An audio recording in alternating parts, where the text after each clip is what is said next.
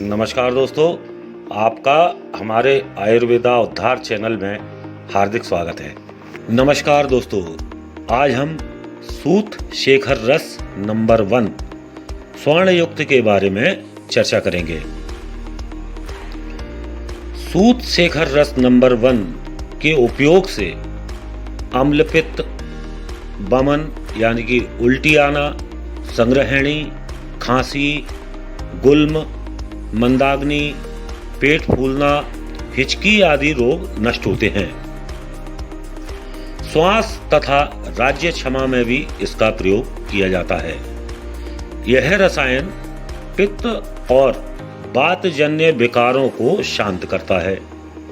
विशेषतया पित्त की विकृति जैसे अम्लता या तीक्ष्णता या आमाशय अथवा पित्ताशय में पित्त कमजोर हो, अपना कार्य करने में असमर्थ हो गया हो तो उसे सुधारता है। अतएव इसका प्रयोग अम्ल पित्त में खट्टी डकारें आना, खट्टी उल्टी होना, कोष्ठ में दर्द होना, उदावर्त आदि पित्त विकृति रोगों में प्रायः अधिक किया जाता है। यह पित्त दोषनाशक होते हुए हृदय को बल देने वाला तथा संग्राही यानी कि दस्त को बांधने वाला भी है। इसीलिए राज्य क्षमा की प्रथम और द्वितीय अवस्था में तथा संग्रहणी और अतिसार यानी दस्त आदि वात प्रधान रोगों में दस्त कम करने तथा हृदय को बल पहुंचाने के लिए इसे देते हैं।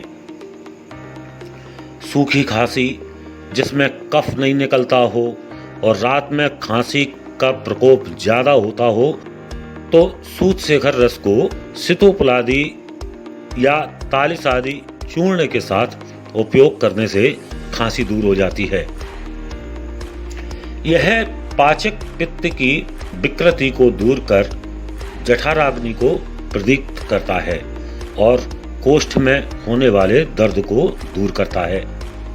क्योंकि यह वेदना शामक भी है, परंतु यह अफीम की तरह शीघ्र ही वेदना यानी दर्द का शमन नहीं करता है, क्योंकि यह अफीम जैसा तीक्ष्ण वीर्य प्रदान नहीं है। यद्यपि इसका प्रभाव दर्द में धीरे धीरे होता है, परंतु स्थायी होता है। यह उपद्रव को शांत करते हुए मूल रोग को नष्ट करता है। जैसे अम्ल पित्त में वात प्रकोप से दर्द होता है और पित्त प्रकोप के कारण खट्टा बमन होता है। ये लक्षण प्रधानतया देखने में आते हैं। सूत शेखर रस वात पित्त शामक गुण के कारण उपरोक्त दोनों विकारों को नष्ट करते हुए अम्ल पित्त रोग को भी नष्ट कर देता है।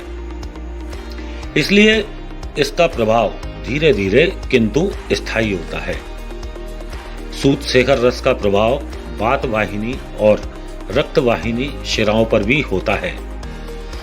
रक्त पित्त की गति में वृद्धि हो जाने के कारण हृदय और नाड़ी की गति में वृद्धि हो जाती है।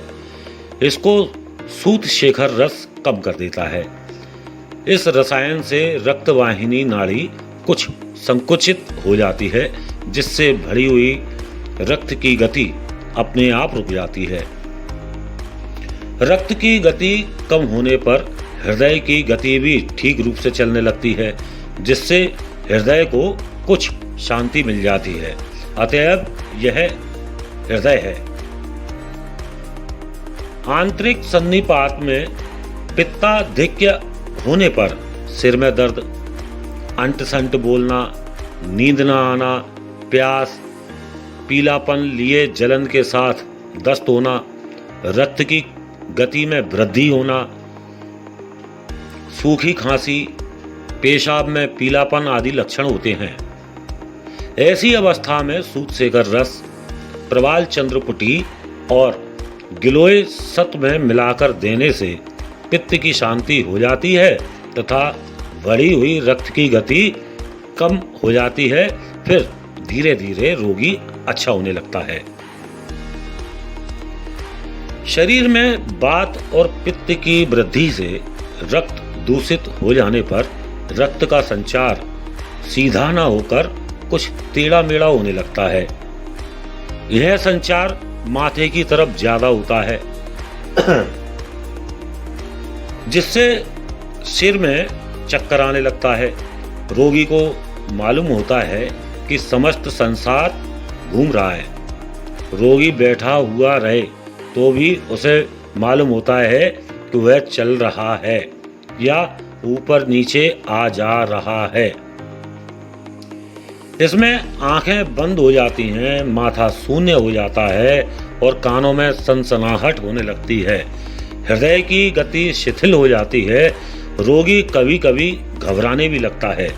ऐसी अवस्था में सूत शेखर रस, शंख पुष्पी चूर्ण 1 मासा और यवासा चूर्ण 1 मासा के साथ मिश्री मिला गाय के दूध या ठंडे पानी के साथ देने से बहुत शीघ्र लाभ करता है।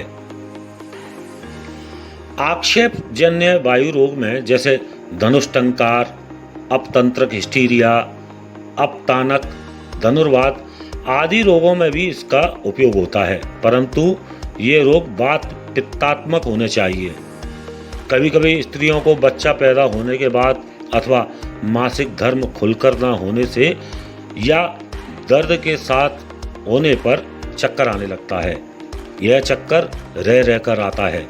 इससे गर्भाशय में दर्द होना, कोष्ठ में दर्द होना, घबराहट और कमजोरी बढ़ते जाना, थोड़ा थोड़ा वमन होना, बेचैनी, वमन होने के बाद पेट में दर्द होना आदि लक्षण होते हैं। ऐसी हालत में सूत शेखर रस के उपयोग से वातजन्य आक्षेप तथा पित्तज दोष शांत हो जाते हैं।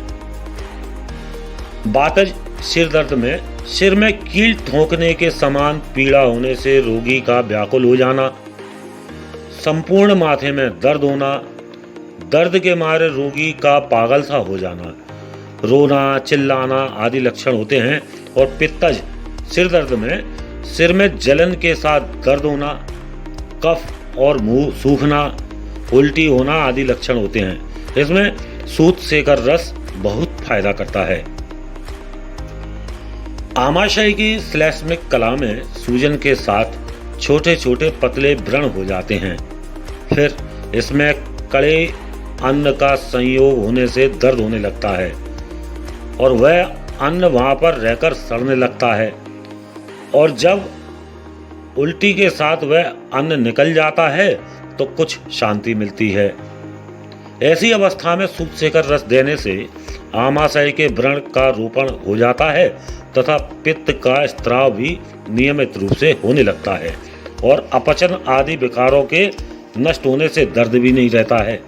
सूत शेखर रस नंबर 1 स्वर्णयुक्त, शुद्ध पारा, शुद्ध गंधक, स्वर्ण भस्म, रौप्य भस्म, शुद्ध सुहागा, सौंठ, मिर्च, पीपल, शुद्ध धतूरे के बीज, ताम्र भस्म, दालचीनी, तेजपात, छोटी इलायची, नाग केसर, शंख भस्म, बेलगिरी, कचूर, भांगरे के रस के मिश्रण से यह गोलियां बनाई जाती हैं। सूत शेखर रस नंबर 1 स्वर्णयुक्त 1 गोली सुबह शाम, 1 मासा गाय का घी, 3 मासा मीठा बीदाना या दाड़िम का रस, दाड़िमावलेह या शरबत अनार अथवा लाजमंड के साथ देने से अत्यंत लाभ करता है।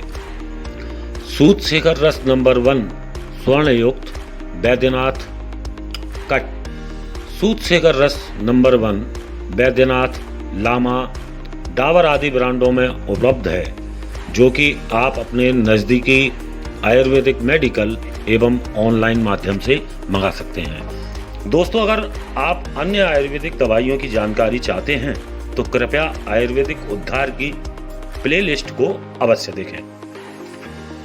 अगर आपको ये वीडियो अच्छी लगी है तो दोस्तों कृपया इसे लाइक करें और साथ ही इस चैनल को सब्सक्राइब करें।